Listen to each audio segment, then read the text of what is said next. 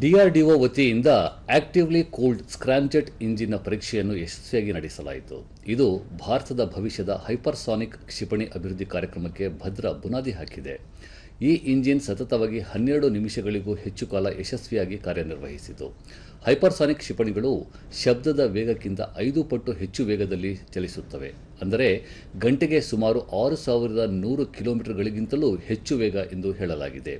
ಇದು air breathing engine ಆಗಿದ್ದು, ವಾತಾವರಣದ ಆಮ್ಲಜನಕವನ್ನೇ ಬಳಸಿಕೊಂಡು ಸುದೀರ್ಘ ಕಾಲ ಹಾರಾಟ ನಡೆಸಲು ಸಹಾಯ ಮಾಡುತ್ತದೆ.